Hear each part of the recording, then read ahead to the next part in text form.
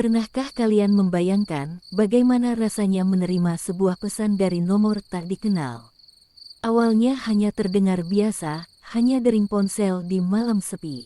Tapi bagaimana jika pesan itu bukan berasal dari manusia, melainkan dari sesuatu yang tidak seharusnya bisa menghubungi kita? Malam ini, saya akan membawakan sebuah kisah menyeramkan. Kisah tentang seseorang yang tanpa sengaja menjadi perantara antara dunia kita dan dunia lain. Inilah pesan dari dunia lain.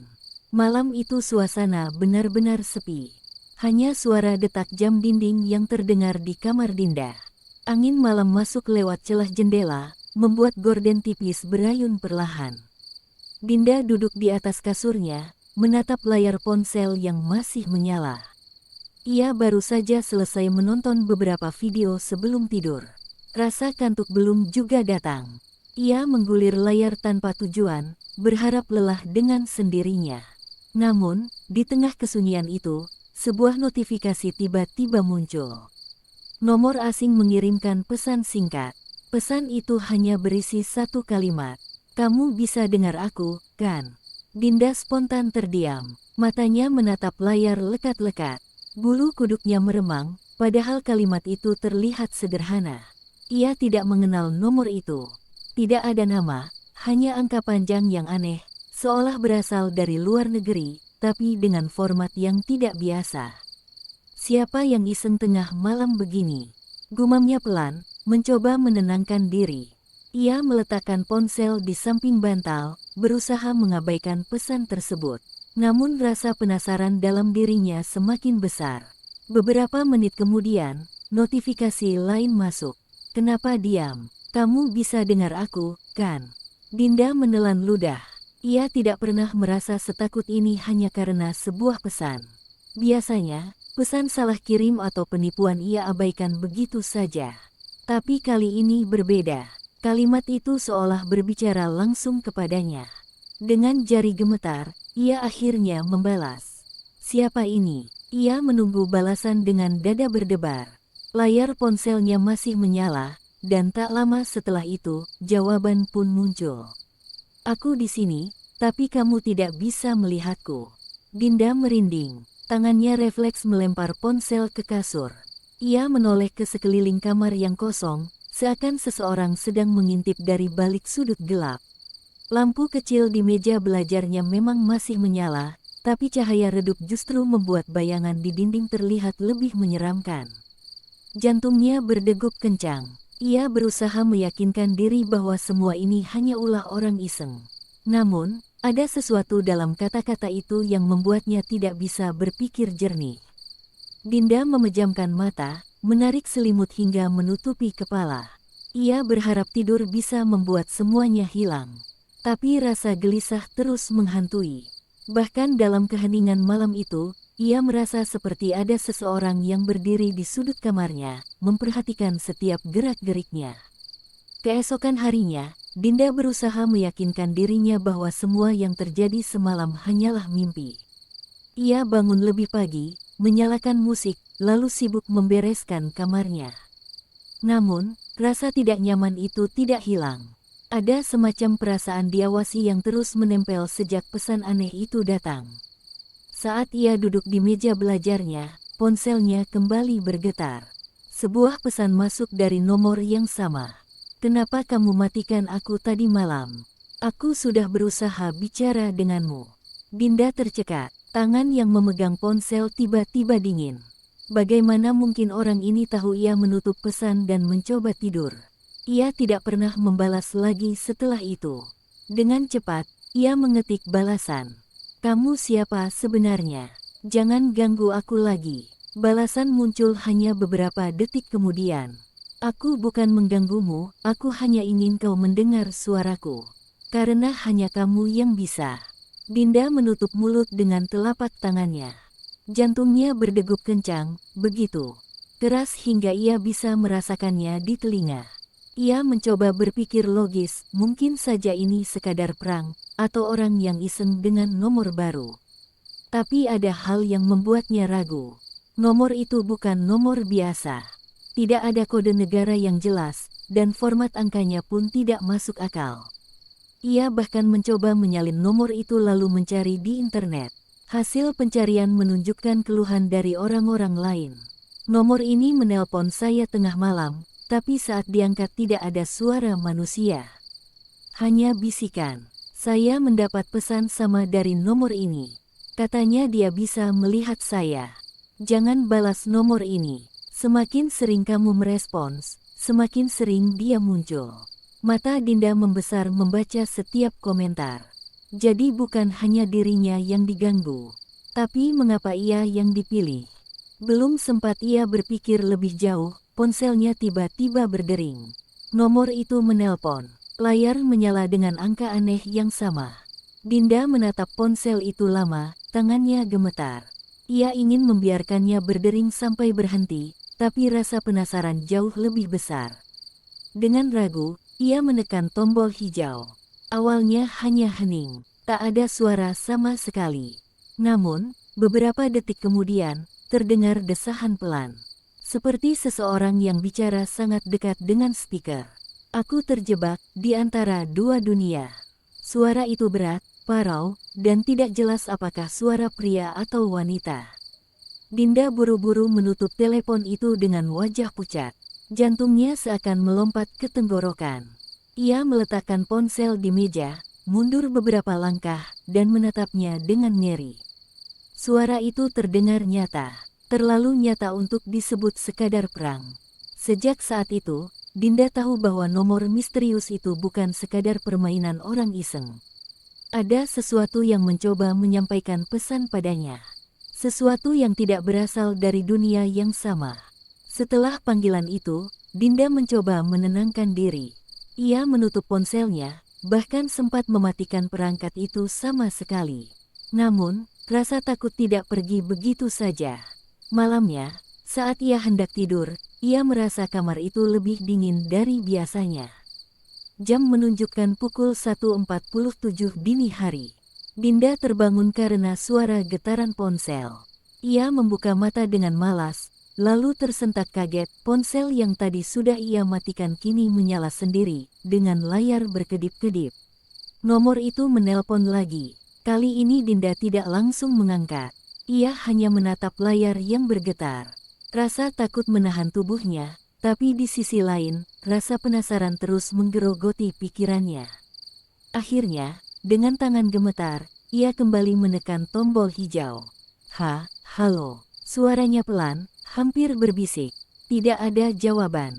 Hening. Lalu, terdengar suara berat, lirih, namun jelas.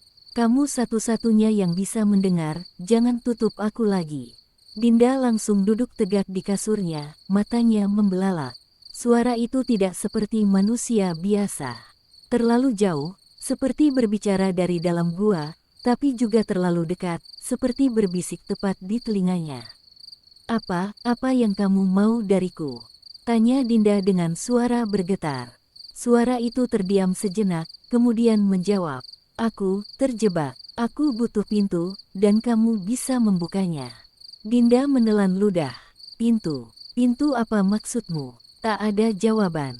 Hanya suara napas berat yang membuat bulu kuduknya berdiri. Ia buru-buru menutup panggilan itu.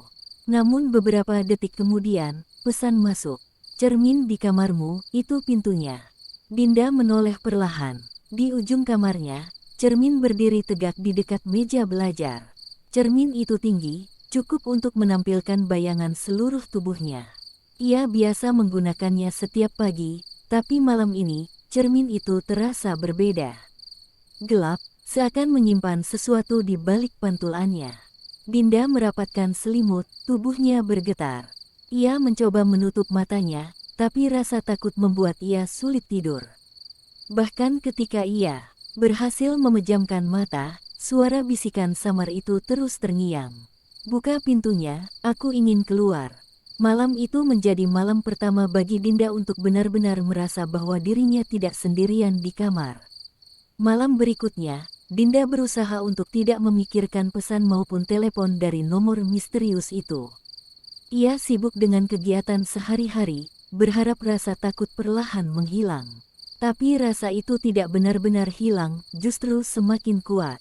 Saat malam tiba, kamar kembali dipenuhi keheningan. Dinda mencoba menonton film lewat laptop untuk mengalihkan pikiran.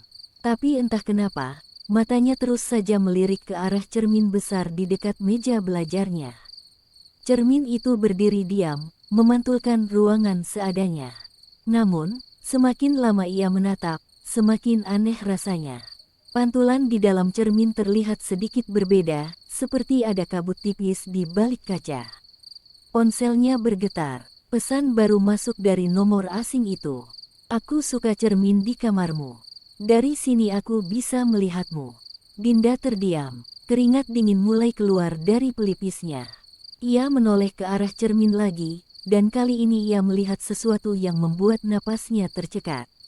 Refleksi dirinya di dalam cermin tersenyum. Padahal Dinda tidak sedang tersenyum sama sekali.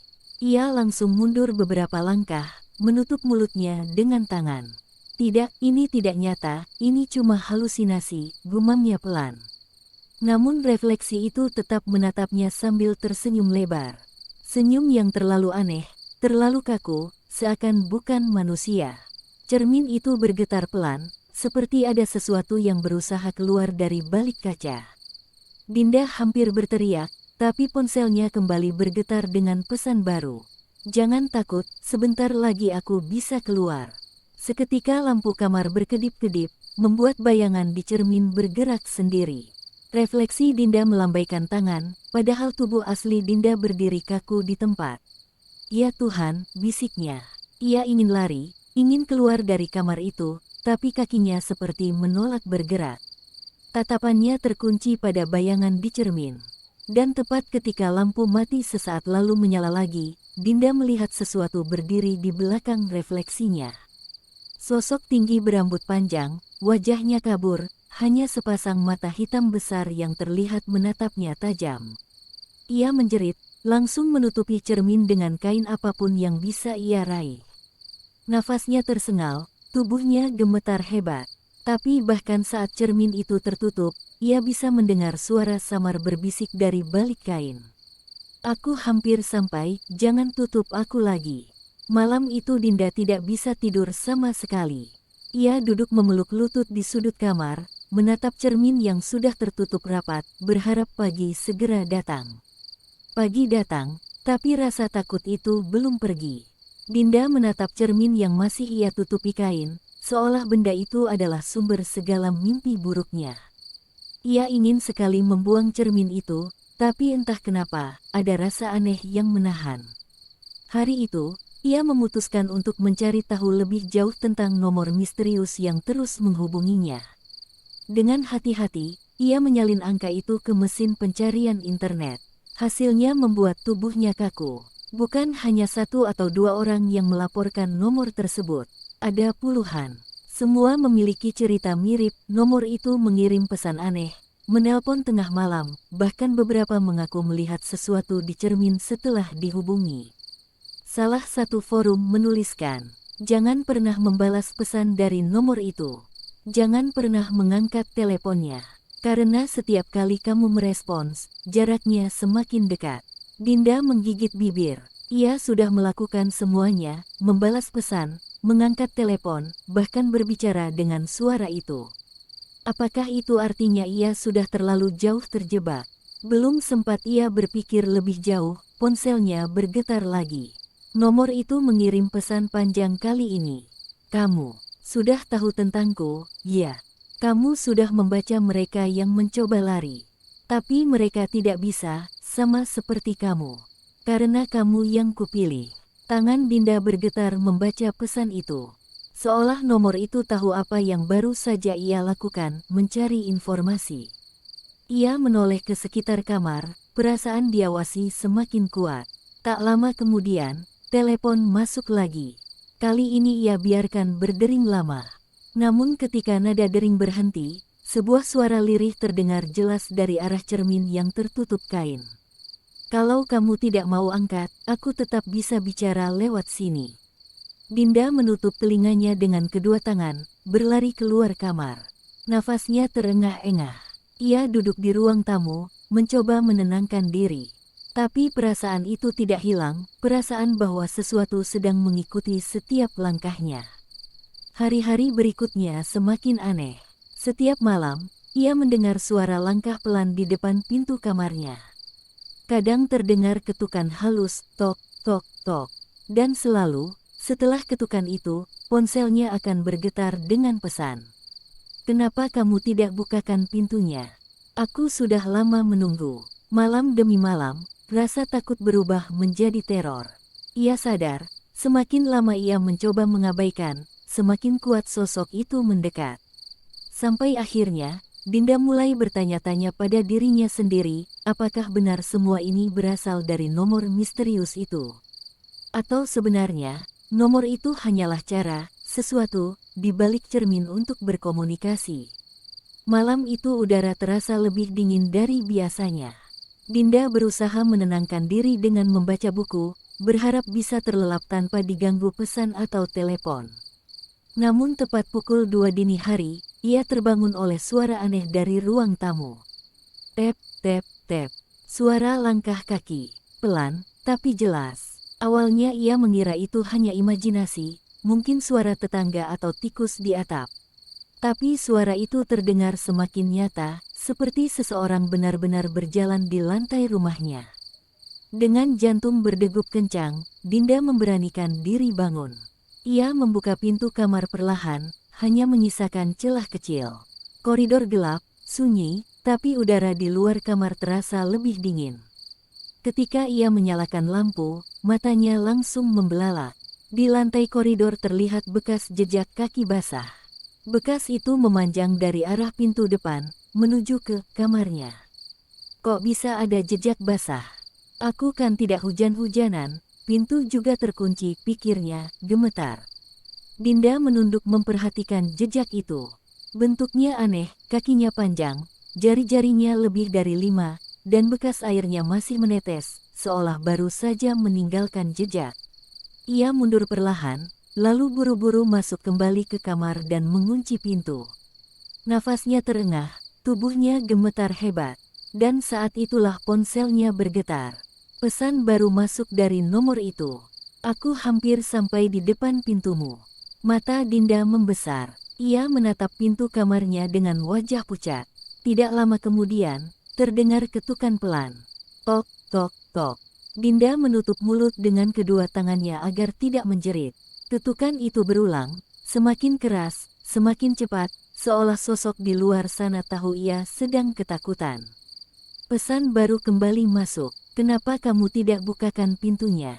Aku sudah lama menunggu." Air mata Dinda menetes. Ia ingin sekali berteriak, ingin memanggil siapapun, tapi lidahnya keluh.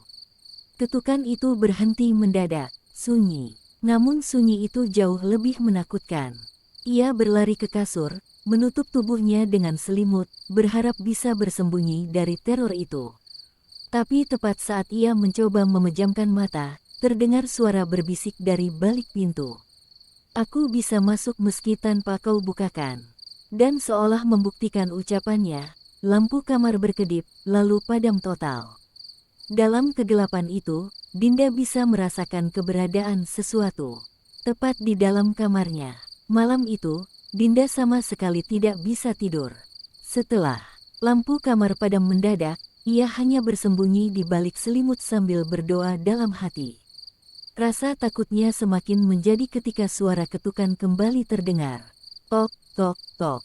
Kali ini bukan dari pintu kamar, melainkan dari arah jendela.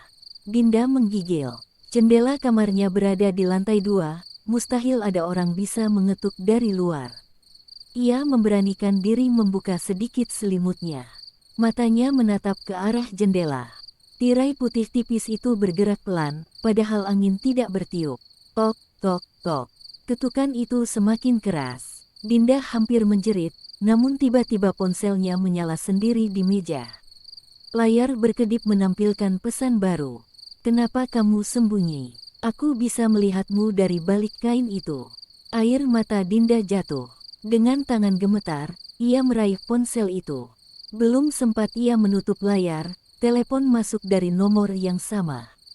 Ia ragu sejenak, tapi rasa panik membuatnya menekan tombol hijau.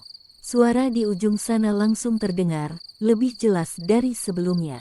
Kenapa kamu tidak bukakan jendela? Aku sudah lama di luar. Malam ini dingin sekali. Dinda menutup mulut dengan tangan, menahan isak tangis. Ia tidak berani melihat ke jendela lagi. Tapi suara itu tidak berhenti. Kalau kamu tidak mau bukakan, aku bisa cari jalan lain. Tiba-tiba, suara ketukan berpindah. Dari jendela, kini terdengar dari balik pintu kamar. Tok, tok, tok. Ketukan itu semakin cepat, semakin keras, hingga pintu bergetar. Ponsel di tangan Dinda kembali bergetar dengan pesan baru. Aku sudah di depan pintumu. Bukalah, atau aku yang masuk sendiri. Dinda menjerit, berlari ke sudut kamar sambil memeluk lutut. Ketukan itu mendadak berhenti. Hening. Hanya suara isak tangisnya yang terdengar. Beberapa menit kemudian, suara lirih muncul dari balik pintu. Bukan ketukan, bukan teriakan. Hanya bisikan. Aku bisa lebih sabar darimu, cepat atau lambat, kamu akan membukakan pintunya. Malam itu, Dinda tidak tidur sama sekali. Ia hanya duduk gemetar sampai fajar datang. Namun yang paling membuatnya takut adalah kenyataan bahwa sosok itu benar-benar ada. Bukan hanya lewat pesan, bukan hanya di cermin, tapi sekarang sudah bisa menyentuh dunia nyata. Setelah malam penuh teror itu, Dinda benar-benar kelelahan. Tubuhnya lemas, matanya merah karena tidak tidur semalaman. Ia mencoba menghibur diri dengan berpikir, mungkin aku hanya terlalu stres, semua ini cuma bayangan ketakutanku sendiri. Namun, ketika malam kembali datang, rasa kantuk menyerangnya dengan cepat. Tanpa sadar, ia tertidur di atas kasur, masih dengan lampu kamar menyala. Dalam tidurnya, ia mendapati dirinya berada di sebuah tempat asing. Sebuah lorong panjang, gelap, dan dingin. Dindingnya lembab, berlumut, dan dipenuhi pintu-pintu tua di kanan kirinya. Di mana ini? Bisiknya, bingung. Lorong itu terasa nyata. Dinda bisa merasakan dinginnya udara, bahkan bisa mendengar tetesan air dari atap lorong. Ia berjalan pelan, suara langkah kakinya bergema menakutkan. Dari salah satu pintu, terdengar suara berbisik lirih, memanggil namanya. Dinda, bukakan aku. Suara itu begitu familiar. Suara yang sama dengan yang ia dengar lewat telepon. Dengan tubuh gemetar, ia mendekat ke pintu itu. Kayunya sudah rapuh, catnya terkelupas, dan gagangnya berkarat. Saat tangannya hampir menyentuh, pintu itu bergetar sendiri, lalu terbuka perlahan. Dari dalam, keluarlah sosok tinggi berambut panjang. Wajahnya kabur, hanya tampak sepasang mata hitam pekat yang berkilau dalam kegelapan. Sosok itu berjalan mendekat, dan setiap langkahnya membuat udara semakin dingin. Aku sudah menemukan jalan menuju dunia kalian, ucapnya dengan suara parau. Dinda berteriak dan berlari menyusuri lorong. Tapi semakin jauh ia berlari, lorong itu tidak pernah berakhir. Pintu-pintu di sepanjang dinding terbuka satu persatu, memperlihatkan bayangan tangan-tangan hitam yang meraih ke arahnya. Tiba-tiba, ia jatuh tersungkur. Saat menoleh, sosok hitam itu sudah berada tepat di belakangnya, menunduk hingga wajah kaburnya hampir menempel di wajah Dinda. Jangan lari, aku sudah bersamamu sekarang. Dinda menjerit sekeras-kerasnya, dan seketika terbangun. Nafasnya terengah. Tubuhnya basah oleh keringat dingin. Ia langsung menoleh ke cermin yang masih tertutup kain. Namun kali ini, kain penutup itu sudah jatuh ke lantai. Cermin kembali memantulkan bayangannya. Tapi refleksi di dalamnya tidak mengikuti gerakan Dinda. Refleksinya berdiri tegak, menatapnya dengan senyum yang sama seperti malam sebelumnya. Ponselnya bergetar di meja. Pesan baru masuk. Mimpi hanyalah gerbang. Dan kamu sudah membukakannya untukku. Hari itu, Dinda sudah tidak tahan lagi. Ia merasa hidupnya berubah menjadi mimpi buruk tanpa henti. Pagi yang biasanya terasa aman kini justru penuh kegelisahan. Malam membuatnya takut, tapi siang pun tidak memberi rasa lega. Ia tahu kalau dirinya butuh bukti nyata, sesuatu yang bisa ia lihat, agar ia bisa membedakan apakah semua ini benar-benar terjadi atau hanya halusinasi yang diciptakan pikirannya sendiri. Maka sore itu, ia mengambil ponselnya dan menyalakan kamera depan. Ia berdiri di depan cermin besar yang selama ini ia hindari. Jantungnya berdegup kencang, tangannya gemetar saat mengarahkan kamera ke wajahnya yang pucat. Awalnya tidak ada yang aneh. Cermin hanya memantulkan dirinya, begitu juga kamera. Tapi setelah beberapa detik, layar ponsel mulai menampilkan sesuatu yang berbeda. Di belakang Dinda, di layar kamera, tampak sosok tinggi, berambut panjang, berdiri diam. Wajahnya masih kabur, hanya sepasang mata hitam besar yang menatap tajam. Padahal jika ia menoleh ke belakang, kamarnya kosong. Ya Tuhan, ini nyata, bukan halusinasi, bisiknya dengan suara bergetar. Ia mencoba menggerakkan ponsel ke kiri dan kanan. Sosok itu tetap terlihat di layar, selalu berada di belakangnya, semakin dekat, seolah mengikuti gerakan kamera. Tiba-tiba, sosok itu mengangkat tangannya. Di layar, tangan hitam panjang itu terlihat menyentuh bahu Dinda. Refleks, Dinda menjerit dan menjatuhkan ponsel. Ia meraba bahunya sendiri, dan merasakan dingin menusuk kulitnya, seperti es menyentuh tubuh. Ponsel yang terjatuh masih menyala. Kamera terus merekam, memperlihatkan sosok itu kini semakin jelas, mendekat ke arah layar seakan ingin keluar dari cermin. Saat itulah sebuah pesan masuk di layar ponsel. Sekarang kamu bisa melihatku. Lampu kamar berkedip keras, lalu padam. Dalam kegelapan itu, Dinda bisa merasakan napas dingin tepat di belakang telinganya. Kegelapan menelan seluruh kamar Dinda. Hanya layar ponsel yang tergeletak di lantai masih menyala, memberikan cahaya samar. Sosok itu kini semakin jelas terlihat dalam kamera, tinggi, berambut panjang kusut, dengan wajah yang perlahan membentuk senyuman bengkok. Dinda memeluk dirinya sendiri, tubuhnya gemetar hebat. Apa yang kamu mau dariku? Suaranya nyaris pecah, dipenuhi ketakutan.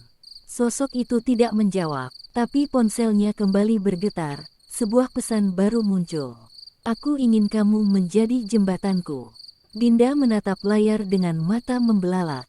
Jembatan, untuk apa? Kamera di ponsel tiba-tiba bergetar. Rekaman memperlihatkan sesuatu yang tidak mungkin, pintu kamarnya terbuka perlahan, padahal ia yakin tadi sudah dikunci. Dari balik pintu, lorong gelap yang sama seperti dalam mimpinya terlihat jelas. Dinda mundur, menutup telinganya ketika suara bisikan mulai memenuhi ruangan. Buka jalan untuk kami, jangan melawan, buka jalan.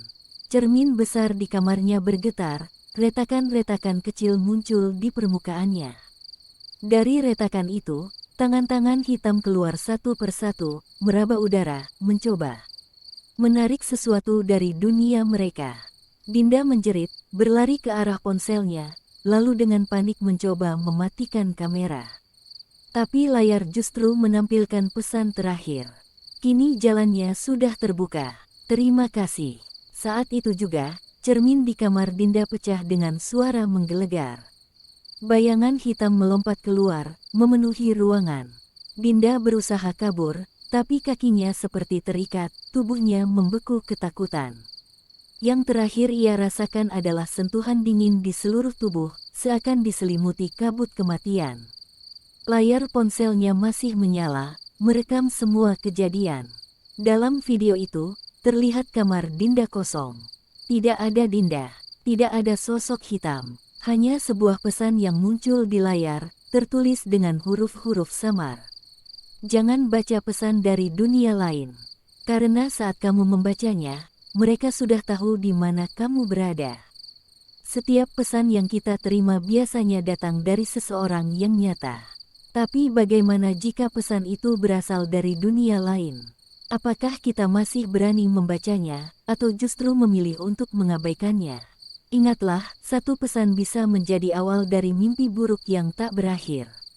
Karena saat kita membalas, atau bahkan hanya membaca, mereka mungkin sudah tahu di mana kita berada. Itulah kisah horor malam ini, pesan dari dunia lain. Semoga cerita ini bisa menjadi pengingat bahwa tidak semua pesan pantas untuk dibaca.